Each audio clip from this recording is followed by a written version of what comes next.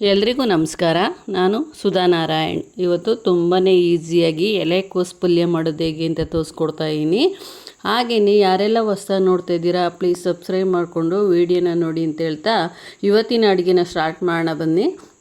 ಇವಾಗ ನಾನು ಒಂದು ಎಲೆಕೋಸನ್ನ ಕಟ್ ಮಾಡಿ ಇಟ್ಕೊಂಡಿದ್ದೀನಿ. ನೋಡ್ತಾ ಇರ್ಬೋದು ಈ ರೀತಿಯಾಗಿ ಚಿಕ್ಕ ಚಿಕ್ಕ ಪೀಸಸ್ ಆಗಿ ನಾನು ಕಟ್ ಮಾಡಿ ಇಟ್ಕೊಂಡಿದ್ದೀನಿ. ನಿಮ್ಗೆ ಯಾವ ರೀತಿ ಶೇಪ್ ಬೇಕೋ ಆ ರೀತಿ ಶೇಪಲ್ಲಿ ನೀವು ಕಟ್ ಮಾಡಿ ಇಟ್ಕೊಳ್ಳಿ.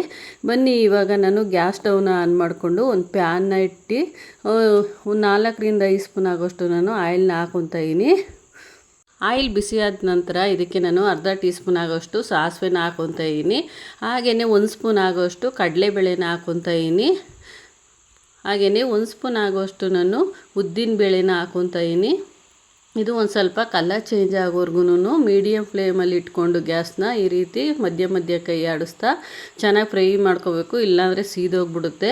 ನೋಡಿ, ಈ ರೀತಿ ಇಷ್ಟ ಆದರೆ ಸಾಕು, ಜಾಸ್ತಿ ಬೇಯಿಸೋ ಅವಶ್ಯಕತೆ ಇಲ್ಲ. ಇದಕ್ಕೆ ನಾನು ಒಂದು 6 ಹಸಿಮೆಣ್ಸಿಕಾಯಿನ ಹಾಕ್ಕೊಂಡಿದ್ದೀನಿ. ಇದು ಒಂದು ಸ್ವಲ್ಪ ಖಾರವಾಗಿದ್ದರೆ ತುಂಬಾ ಚೆನ್ನಾಗಿರುತ್ತೆ.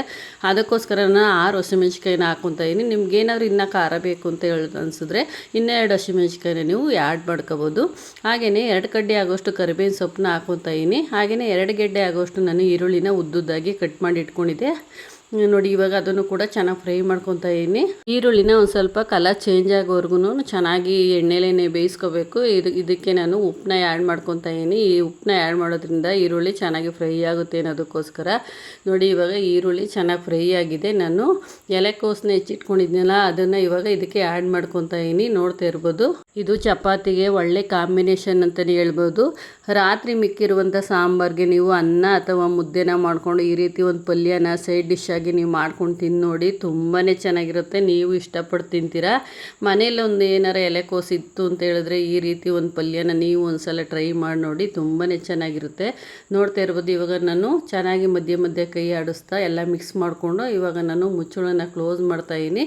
ಇದನ್ನು ನಾನು 10 ನಿಮಿಷ ಬೇಯಿಸ್ಕೊತಾ ಇದ್ದೀನಿ. ಇದಕ್ಕೆ ನಾನು ನೀರನ್ನ ಆ್ಯಡ್ ಮಾಡ್ತಾಯಿಲ್ಲ, ಯಾಕೆಂದರೆ ಇದೇನೇ ನೀರು ಬಿಟ್ಕೊಳ್ಳುತ್ತೆ. ನೋಡ್ತಾ ಇರ್ಬೋದು ಯಾವ ರೀತಿ ನೀರು ಬಿಟ್ಕೊಂಡಿದೆ ಅಂತ. ಉರಿನ ಲೋ ಫ್ಲೇಮಲ್ಲಿ ಇಟ್ಕೊಂಡು ಈ ರೀತಿ ನೀವು ಮಧ್ಯ ಕೈ ಆಡಿಸ್ತಾನೆ ಇರಬೇಕು, ಇಲ್ಲಾಂದರೆ ಸೀದೋಗ್ಬಿಡುತ್ತೆ. ನೋಡಿ, ಈ ರೀತಿ ಚೆನ್ನಾಗಿ ಬೆಂದಿದೆ. ನಾನು ಮುಚ್ಚಳನ ಕ್ಲೋಸ್ ಮಾಡಿ ಮತ್ತೆ ಒಂದು 5 ನಿಮಿಷ ಬೇಯೋದಕ್ಕೆ ಇಡ್ತಾಯಿದ್ದೀನಿ. ಇವಾಗ ಫೈನಲಿ ಚೆನ್ನಾಗಿ ಬೆಂದಿದೆ. ನೋಡ್ತಾ ಇರ್ಬೋದು ಯಾವ ರೀತಿ ಬೆಂದಿದೆ ಅಂತ. ಇದು ಏನು ಜಾಸ್ತಿ ಬೇಯೋ ಅವಶ್ಯಕತೆ ಇಲ್ಲ. ನೋಡಿ ಎಷ್ಟು ಚೆನ್ನಾಗಿ ಬೆಂದಿದೆ ಅಂತ ಹೇಳ್ಬಿಟ್ಟು. ನೋಡಿ, ಈ ರೀತಿ ಎಲ್ಲ ಕೂಡ ಮಿಕ್ಸ್ ಮಾಡಿಕೊಂಡು ನಾನು ಒಂದು ಅರ್ಧ ಕಪ್ ಆಗೋಷ್ಟು ಕೊತ್ತಂಬರಿ ಸೊಪ್ಪನ್ನ ಹೆಚ್ಚಿಟ್ಕೊಂಡಿದ್ದೆ. ಅದನ್ನು ಕೂಡ ಇವಾಗ ಇದಕ್ಕೆ ಹಾಕ್ಕೊಂಡು ಚೆನ್ನಾಗಿ ಮಿಕ್ಸ್ ಮಾಡ್ಕೊತಾ ಇದ್ದೀನಿ. ಹಾಗೆಯೇ ಒಂದು ಅರ್ಧ ಕಪ್ ಆಗೋಷ್ಟು ನಾನು ತೆಂಗಿನಕಾಯಿ ತುರಿನ ಹಾಕ್ಕೊತಾ ಇದ್ದೀನಿ. ಹಾಗೆಯೇ ಒಂದು ಅರ್ಧ ಚಿಟಿಕೆಯಷ್ಟು ನಾನು ಅರಿಶಿನ ಪೌಡ್ರನ್ನ ಹಾಕ್ಕೊಂಡು ಚೆನ್ನಾಗಿ ಎಲ್ಲನೂ ಮಿಕ್ಸ್ ಮಾಡ್ಕೊತಾ ಇದ್ದೀನಿ. ನೋಡ್ತಾ ಇರ್ಬೋದು ಎಷ್ಟು ಚೆನ್ನಾಗಿ ರೆಡಿಯಾಗಿದೆ ಅಂತ ಹೇಳ್ಬಿಟ್ಟು. ತುಂಬಾ ಈಸಿ ಈ ರೆಸಿಪಿ ಮಾಡೋದು. ನೋಡಿ, ನಾನು ಸರ್ವ್ ಮಾಡಿ ಕೂಡ ನಾನು ತೋರಿಸ್ತಾ ಇದ್ದೀನಿ ಎಷ್ಟು ಚೆನ್ನಾಗಿ ರೆಡಿಯಾಗಿದೆ ಅಂತ ಹೇಳ್ಬಿಟ್ಟು.